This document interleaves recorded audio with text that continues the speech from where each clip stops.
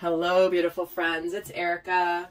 So today we're going to take a look at the union of the divine masculine and the divine feminine. This is going to be a reading specific to those of you on the journey of sacred union where you're in the early stages. Now, the early stages of sacred union can look different for a lot of you, and there's kind of a few different aspects to it, but I'm going to leave it to Spirit to figure out the scenario specifically that they want to talk about today. But that's who this video is going to be aimed for. If you're not yet in this phase of your journey, then certainly feel free to stick around and observe and really see what resonates for you within these messages as well, because it's happening for many, and we're going to take a look at the divine masculine, the divine feminine, and their union energies for the early stages, what message Spirit wants to come forward, and see what they want to talk about. And then I will be doing an extended, and I'm really excited about the extended I'm going to do today because I've never done it in an extended format. Those of you in my Soul Growth Accelerator are going to be familiar with this type of a reading, so but many of you guys have not seen it yet, so I'm really excited to be doing that here in the extended reading for those of you that choose to continue to go on. So in the meantime, we're just going to take a look at the overall energies and messages coming through for divine masculine and divine feminine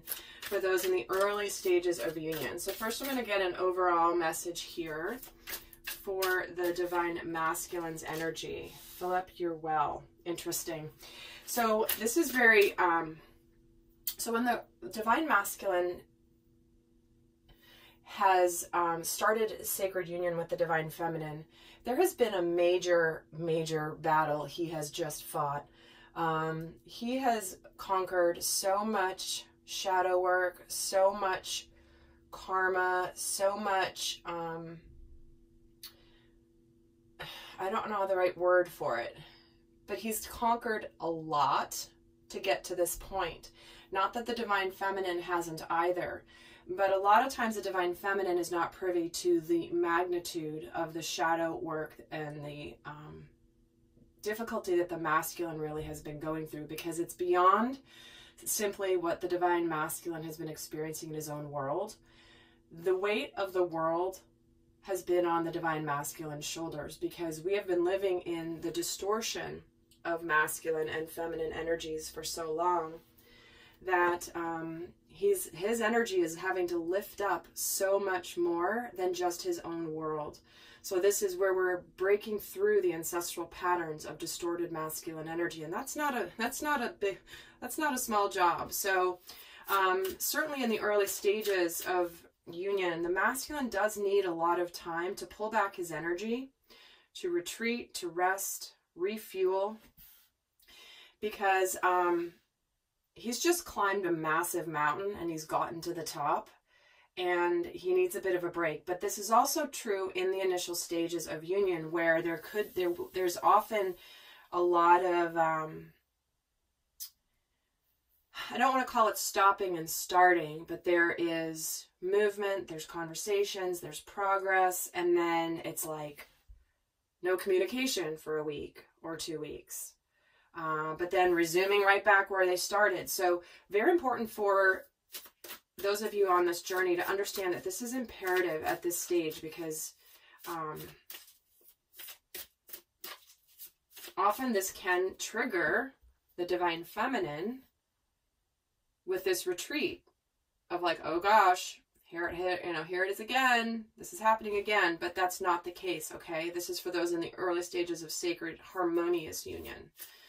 And only you will know if that is you. Let's see an energy for the divine feminine. And we're getting play. Have fun, celebrate, don't be so serious. I love it. I love it, I love it, I love it. And when I have been telling my clients this all these years, is there's plenty of time for the deep conversation. There's plenty of time for the heavy conversations. At this stage, when there is initial communication, moving in the direction, both being on the same page, it's really about the divine feminine being in this energy of playfulness, enjoying this time, not reading too much into whatever the masculine does or does not do. Because remember, sacred union, harmonious sacred union with another soul only comes after you've done a crap ton of work on yourself. In which case you're balanced. You're much more balanced than before this awakening journey, before all the work you've put into yourself. And so this is where both showing up in different energies. Now let's actually get a card on the union energies. What message does Spirit have about the union energies? Starseed, what lights you up? Check that out. So many light workers, star seeds, are on the twin flame journey.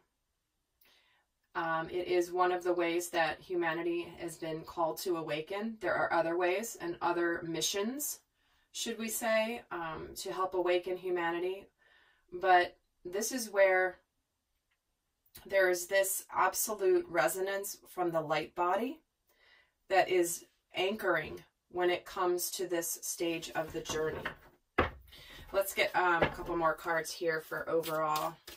Let's get another card for the Divine Masculine at this stage theme. Nothing is yet set in stone. See, this is mutable moon, which is just about being flexible, being adaptable to changing conditions. You know, it's like when you get to the initial stages of sacred union, there's not like that line you cross and be like, okay, one day we're not in union, one day we are. And I've taught this for years. This is where it's like, I may have to go back and retreat. I get overwhelmed with emotions.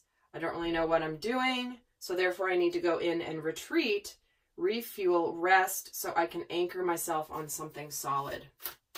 And let's get for the play card for the Divine Feminine. Let's get another message for her. A time to give rather than take. And I know this can be triggering for some of you watching. I will say, I can hear it in my head right now. What some people are thinking is, no, it's time for the masculine to give to the feminine. Well, while that may be true in some ways, at this stage of union, it is important for the Divine Feminine to welcome the Divine Masculine in a nurturing way, in a kind way, to help heal him from his mega battle that he has just fought. Because this is where what she gifts to the masculine here is not taking things so seriously.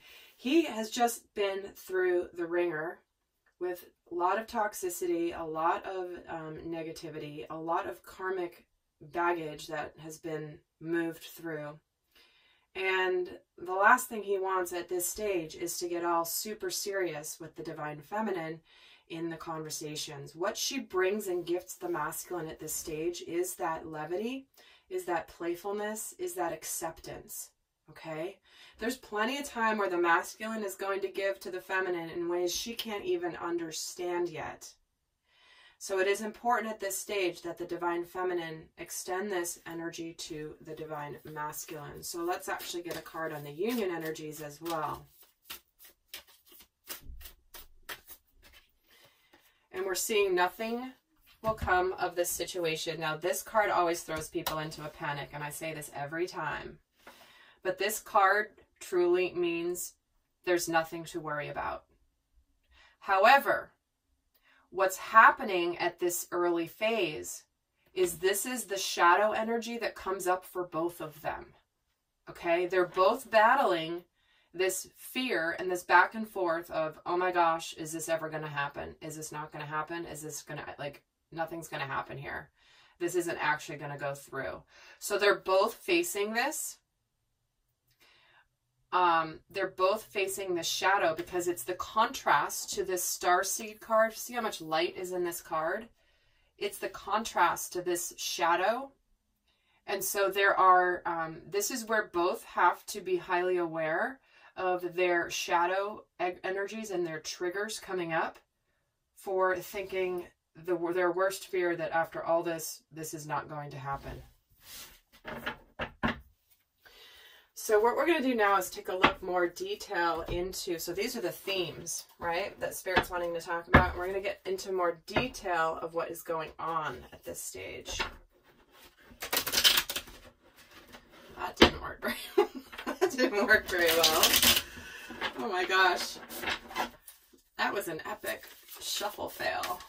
Okay, so let's take a look now. Divine Masculine, Divine Feminine, and Union energies at this stage. What Spirit wants to get into here. So the Divine Masculine is getting the Four of Pentacles. Divine Feminine is getting the Ace of Wands. The energy between them is the Eight of Swords. Masculine's getting the Eight of Pentacles. Divine Feminine's getting the Eight of Cups. In between them is the Sun. Three of Cups, Queen of Cups, and the Four of Swords. Bottom of the deck, we have the Five of Pentacles. See what I mean? Didn't I just say that? Uncertainty, fear of rejection, fear of abandonment. Both of them are struggling with this at this stage, okay? Also, it can be a bit of a fear of change. But in this scenario, we're starting out where the masculine very much is still somewhat guarded in his heart space, right, with this Four of Pentacles. The Divine Feminine's got the Ace of Wands like, yeah, we're doing this, ready to go. Been waiting for this. And in the middle here, we have the Eight of Swords. So there is still an energy about breaking free of feeling powerless, breaking free of illusions where we have felt stuck and helpless. And it's almost like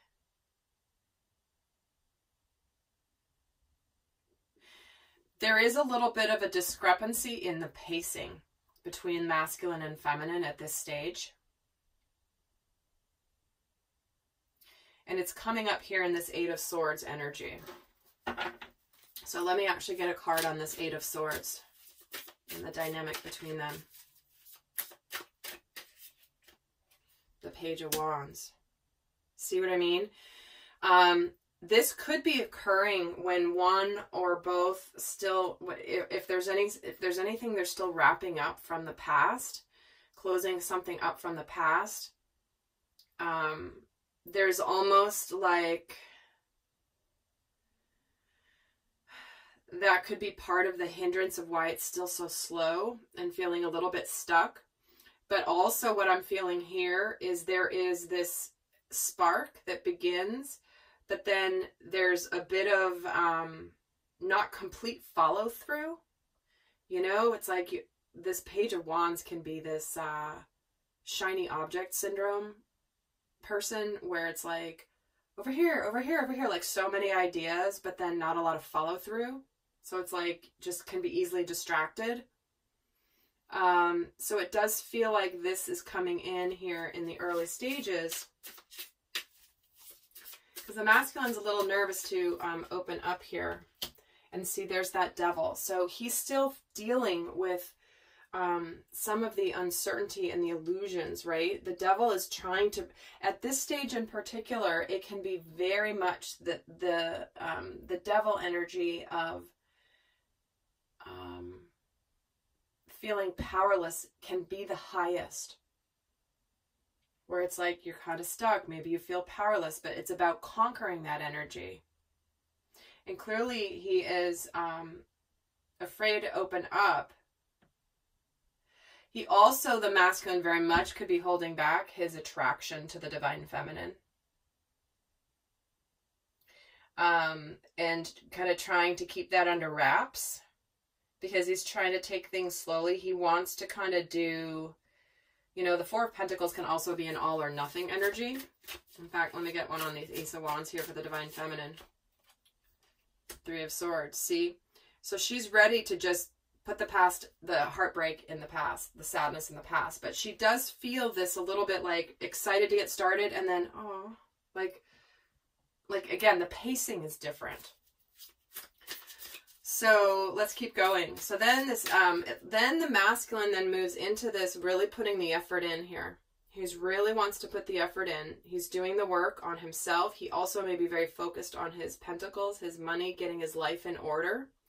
And the Divine Feminine here with this Eight of Cups, as he's pulling back, she may be contemplating this energy of, you know, is he walking away again? But we do have the Sun in the middle here, the most positive card in the entire deck. And so what you see here is, even in the flow of cards of the union energies, it starts off with being trapped, then it's like the bright light of the sun, right? The starseed, the bright light, and then retreat again, closing back again. Because you can even see the back and forth in this row here between like the start and then the pullback and then the light and then the pullback with the Four of Swords. So there is a bit of this back and forth that happens in the initial stages. And during this time, while the masculine's really focused on the work, the Divine Feminine could be contemplating, you know, is he walking away? Am I going to, you know, should I walk away from this? Is he doing this all over again? Right? So let's get a card on the Eight of Pentacles for the masculine, the Hanging Man. See, he's really, he's, again, like I said, the stopping and starting. There's a bit of this getting tangled, getting hung up on some things, being put on pause while he takes care of things, and he still is working on some things. And a lot of times, through the interaction with the Divine Feminine, it's illustrating to him more of what he still is working on within himself. And it is part of his enlightenment process. And tell me why the Divine Feminine has the Eight of Cups. The Five of Cups. See? There is this energy of sadness and regrets. Is the Divine Masculine going to walk away again? Can he get over his regrets and shame from the past? Is that possible? But then, see, the masculine, once he's seeing this, there is this energy of celebration coming in. There is this love here, big time. But it's also where she's like patiently waiting here with this Queen of Cups. She's patiently waiting. She's got her two little white dogs by her side. She's in a nice place. She's just waiting. Her heart is open. She's waiting. And tell me about the Three of Cups for the masculine, the Seven of Wands. So he's definitely, I feel like, putting boundaries up with other influences in his life at this time, and really having to kind of almost defend himself, where he can't quite celebrate yet for whatever reason, but there is this energy of just kind of having to deal with some of these other influences. But there is a lot of celebratory energy here. There's happiness here, but there's also he's having to pick his battles with this Seven of Wands. And tell me about this Queen of Cups and the Divine Feminine and the Fool. See, she's waiting. She's waiting for this real new journey to begin. She's trusting the way this unfolds. She's trusting how that goes. And guys, in the extended, what I'm going to do is I'm actually going to be breaking down this scenario.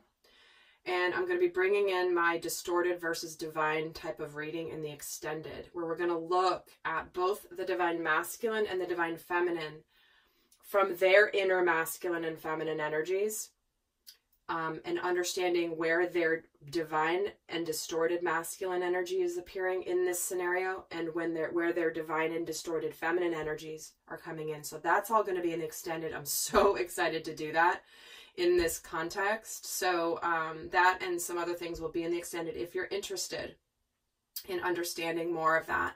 But let's keep going here for just a little bit longer. But I do want to plant that seed that those of you guys in the Soul Growth Accelerator know that type of reading. So I'm going to be doing that in the extended here. And if you haven't seen that type of reading before, it's one of my favorite ones to do. So, okay, let's see here why the Forbes. In fact, I'm going to get a card here on the Sun. Tell me another card on the Sun here in their dynamic and justice. Look at that. See? There's an equilibrium being established here between the masculine and the feminine. There is this energy of balancing. There's an energy of justice being served. The masculine really understanding that his experiences all have led to this as part of his soul growth. And so she's here in this energy where the divine feminine may struggle a little bit. Again, that's her ongoing discipline with this fear, just like the masculine has to deal with this. So let's see why the Four of Swords is here for the union and the moon. See? Not everything's fully revealed just yet.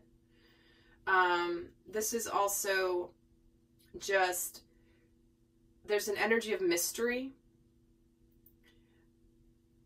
There is the desire to bridge this gap, to heal from this Three of Swords, to pull it together, but there is, this is where some of those fears and doubts can come in, right? With the pullback of the energy, especially when it happens multiple times.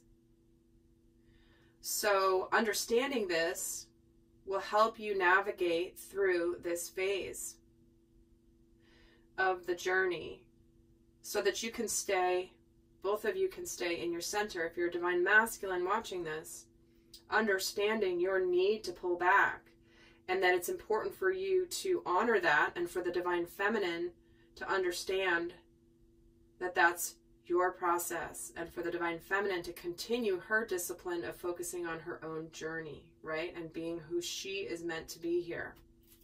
So I love the way that that's illustrated this through the cards today, because this is really, I'm going to get another card on here where the kind of, it's going, the Ten of Wands. See, because it can be an overwhelming process, guys. This is where the, it is so intensely bright when these two interact, when these two are in each other's field, whether it's in person or over the phone or even just in dream space, whatever it is, that it can be very overwhelming. So there is that need to retreat. There is that need to allow this process to happen, because then where it goes next is somewhere really powerful. In fact, I'm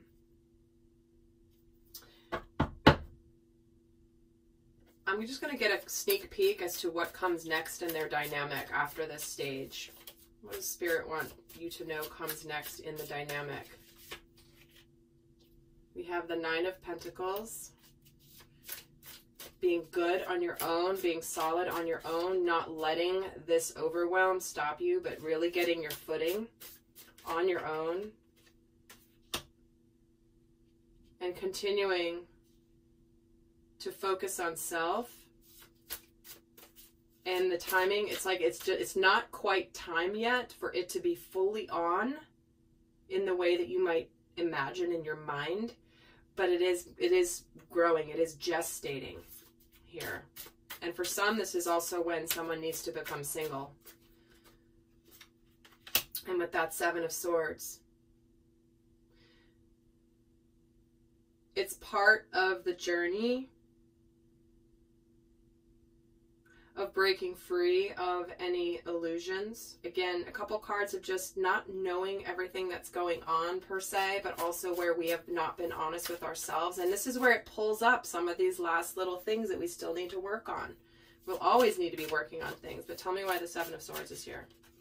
The King of Cups. See what's happening. She's got the Queen of Cups here. The King of Cups is coming in. So the masculine at this stage is still very much getting comfortable with the idea of fully opening his heart. Because remember, we started this with his heart being somewhat closed and him facing the devil energy, right?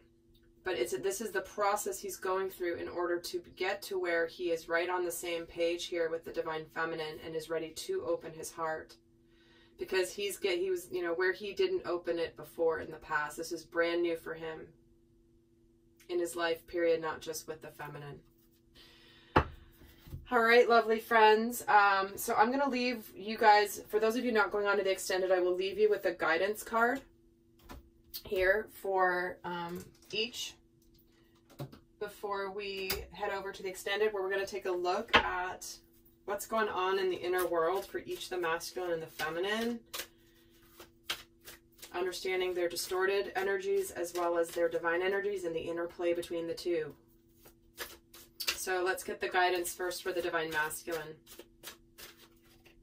Reparenting yourself. See, this is about his inner child, his inner wounds. This is why it's important for the feminine to be nurturing to him, to be welcoming to him. What's happening through his experience with the divine feminine in this stage is where he's really getting to rewire and rewrite his story about being lovable. And it's a scary proposition, because the stakes have never been higher for the divine masculine than at this stage of the journey. Now let's take a look for the divine feminine. What's the guidance? Is emotional freedom. See, this is about being free to be yourself, being open, being kind, being loving, not holding it in, not keeping it closed, saying you gotta, you know, because that's not divine feminine, but like you gotta show me and I'm not gonna show you till you show me first. I've been, you know, that's not. That is, if you're in that place, this is not the stage that you're at yet, but you absolutely can get there. So this is where she feels very free, and feel very free to be completely open, be authentic with your emotions. Don't let them overtake you per se. You know, there has to be a balance, but this is where it's important for the feminine to be open and to be fluid. So with that, guys, I'm heading over to the extended. The link is down below. And until next time, I send you much love. Bye.